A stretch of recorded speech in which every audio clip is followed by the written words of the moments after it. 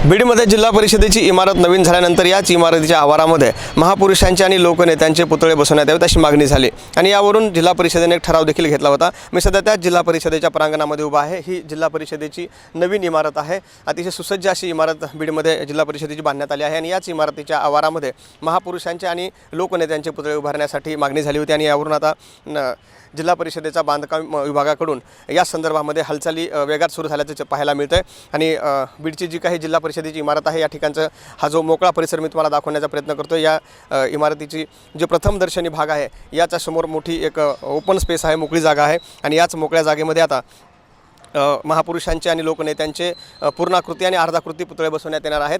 तर यामध्ये छत्रपती संभाजी महाराजांचा 12 फुटी पूर्णाकृती पुतळा बसवण्यात येणार आहे। छत्रपती शाहू महाराजांचा 4 फुटाचा अर्धाकृती पुतळा बसवण्यात येईल। त्याचबरोबर महात्मा फुले असतील, डॉक्टर बाबासाहेब आंबेडकर असतील यांचे 4 फुटाचे अर्धाकृती पुतळे बसवण्यात येणार आहेत। तर लोकनेत्यांचा जर विचार केला तर आपण दिवंगत गोपीनाथ मुंडे असतील आणि त्याचबरोबर सुंदरराव सोळंके असतील यांचे 10 फुटापर्यंतचे पूर्णाकृती पुतळे याच जिल्हा परिषदेच्या आवारामध्ये बसवण्यात येणार आहेत। यासाठी आता बांधकाम विभागानं जे काही पुतळा बनवणारी एजन्सी आहे, कंपनी आहे, त्यांच्यासोबत पत्रव्यवहार केलेला आहे।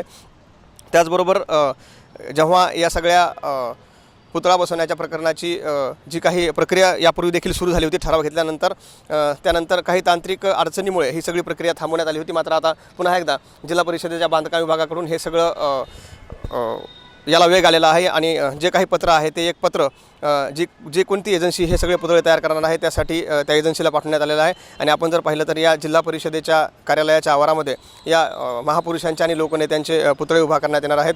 गेल्या काही दिवसापासून या ठिकाणी पुतळे उभारण्यात यावे अशी मागणी होती आणि त्याच मागणीवरून आता जिल्हा परिषदेच्या आवारामध्ये महापुरुषांचे आणि लोकनेत्यांचे पूर्णाकृती असतील किंवा अर्धाकृती असतील हे पुतळे बसवण्यात येतील। हे पुतळे पूर्णपणे ब्रांझ धातूपासून बनवलेले असतील, त्यामुळे यासाठी वेगवेगळ्या साईजचे काही चबुतरे देखील उभारण्याचं काम आता काही दिवसामध्ये या परिसरामध्ये सुरू होणार आहे। सहकारी कॅमेरा मुकुंद समी, आप्पासाहेब मोहरकर, लोकाशा टीव्ही, बीड।